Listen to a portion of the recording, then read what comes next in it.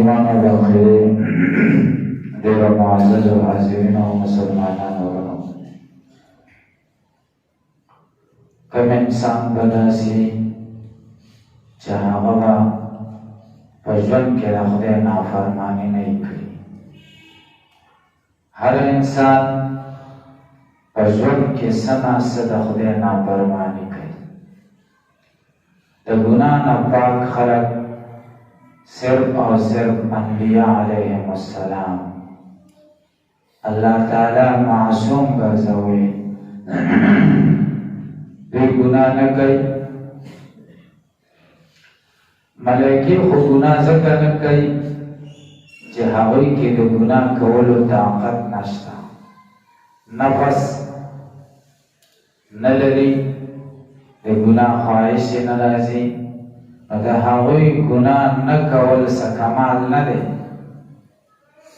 روڼ سړی بازار له لاړ شي او پردیو زنانو له نه ګوري، دا څه کمال نه دی.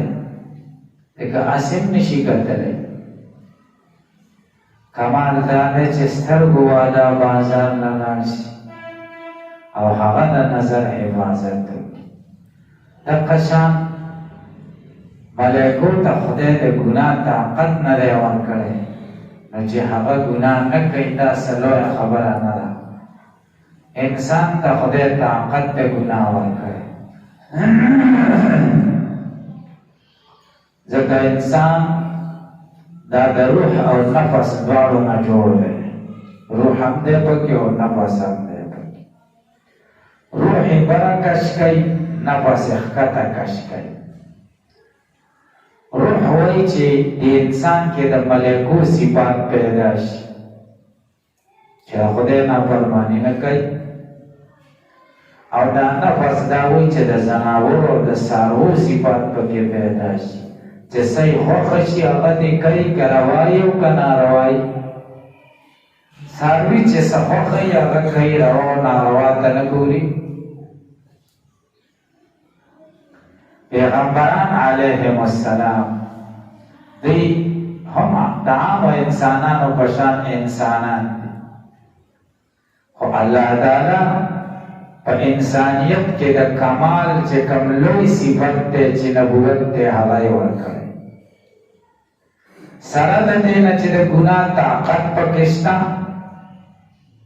شیطان په خدای مسلط کړی خو ګناه نه کوي. دا اوس د کمال خبره شوه. ځکه حدیث شریف کې دي نبی کریم صلی الله علیه وسلم فرمایلی دي چې د آدم علیه السلام بچو کې چې څومره کسان دي خدای په د شیطان مقرر کړی.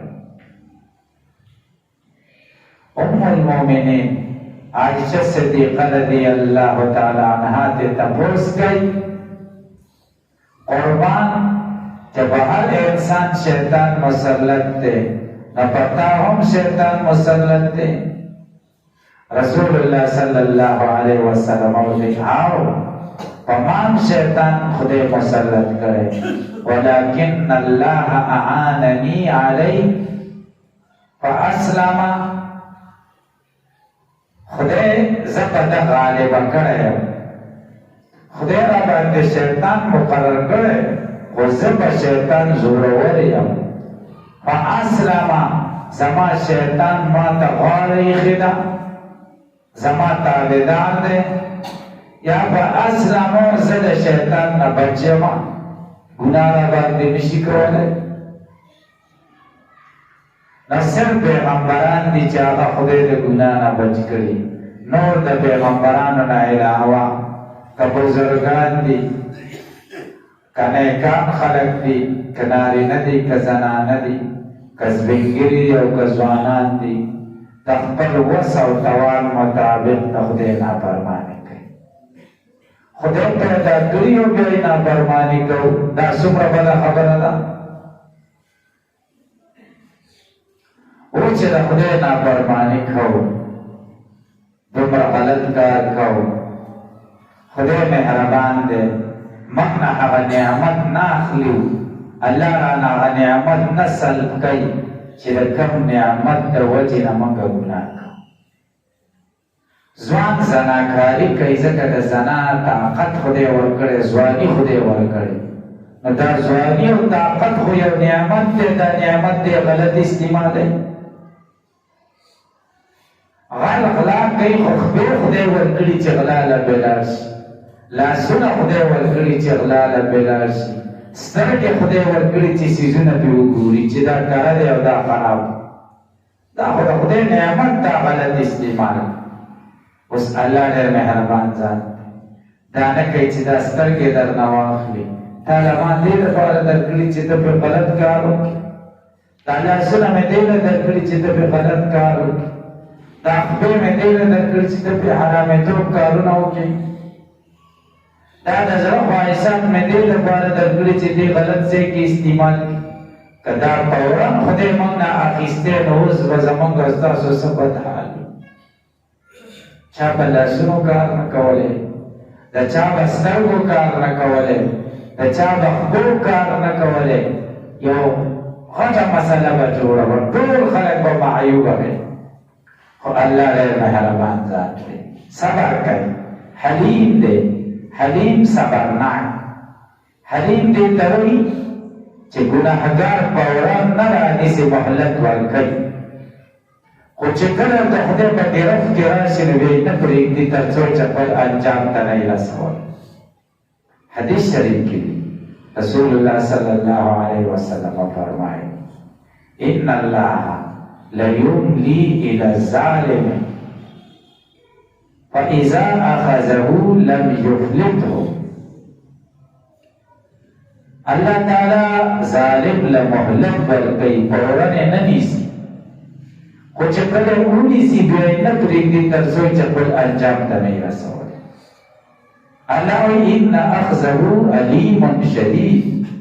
د خدای نیول بیا دردناک دی او سخت دی. او الله وایي ان بطش ربک لشدید. یقینا ګرفت د رب ستا لشدید ډېر سخت دی. الله تعالی دې تاسو موږ د خدای د ګرفت نه وساتي. د الله ګرفت کې سړی راشي دا غټه خبره ده. الله تعالی خو موږ له مهلت راکوي. دا مهلت د څه لپاره راکوي؟ دا د یو عظیم نعمت لپاره راکوي چې هغې نعمت ته توبه وایي. توبه الله تعالی دا مهلت توبې ته راکوي چې صبر کوي چې دې توبه وباسي. خدای دا نه غواړي چې موږ جهنم ته لاړ شو. الله د توبې مهلت راکوي چې هر وخت کې موږ توبه وباسو. خدای زموږ توبه قبلوي. د یو څیز نه توبه وباسو بیا یې وکړو، بیا څه بله خبره نه ده، بیا توبه وباسو. سل کاله توبه وباسه او ماته یې کړه، بیا یې وباسه او بیا یې ماته کړه. خدای د مخلوق په چانې نه دی چې یو ځل غلط کار وکړي او بیا یې وکړي، بیا درته وایي دا خو شل ځله زه نشم معاف کولی.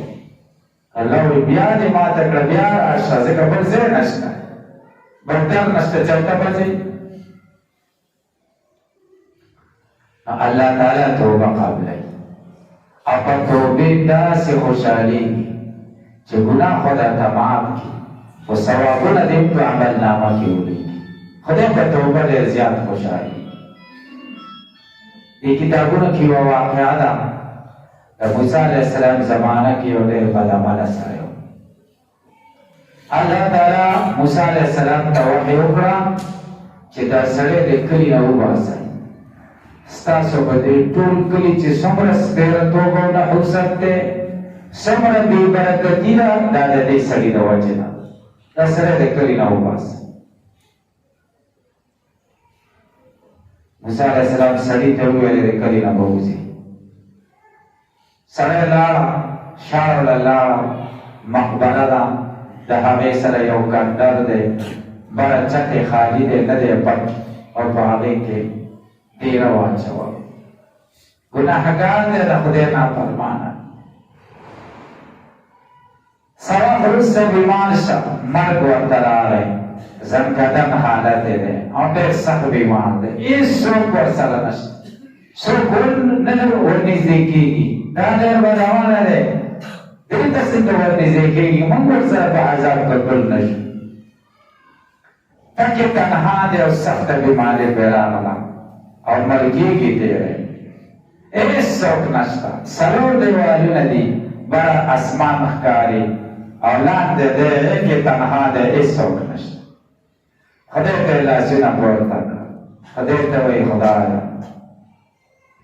زخو پوئے کم چی ماں سکڑی دی اور چی ماں سکڑی دی اگر ایس سمتانا پٹنے دی زخو خلق ردی کرم ناچلے کرم قلیچا قبول نکرم خدایا دیزے کے سلور دیوالا دی نمی خزا بکار شوا نمی بچیشتا نمی خبروان شتا در کم خلقو نبارا چی ما گناهونا کول یار دوست ایس سوکرا سرانشت داکر دم کرے بزمان روح پدسکی اور سخ حالت کے گیرے برستا اسمان دے خدا کرالو مرزے زبر سوکا لان دستا زمکا دکا کرش میں کے زبر سوکا سلور دیو کربون دے دیوالون دیکر دیوال ربان دے را او برزے زبر سوکا یا اللہ خوزم ہویا یم چه ایس سوک میں نشتا خطا میں یہ اور تچے دے چاہے ندہاگا ایس پروانشتا طول خلقو ردی کرے ورزولے یم نیم قبل کرے خدا دے وقت کی میں تقبل کر اور زمان دا صدق دل نہ توبہ دا زمان توبہ قبول سرے وفات موسیٰ علیہ السلام تا خدای وحی ہوگا چی اے موسیٰ لانکی زیتا بلار سے مقبری سرفاق کی یو کٹر دے اور حقیقی زمان یو ولی اللہ وفات شوے دے زمان دوست اور دا حقیقت سوک نشتا غسل بوال کی جنازی مند بپیو کی اور دا دین مطابق پہ دفن کی موسیٰ علیہ السلام اور دے خلال بشو اس پتہ نشتا موسیٰ علیہ السلام تجرہ دا خودے ولی اللہ سوک دے لارا کندر تا چورا سیدہ گوری چی مقا بدا مل سرے وفات شوے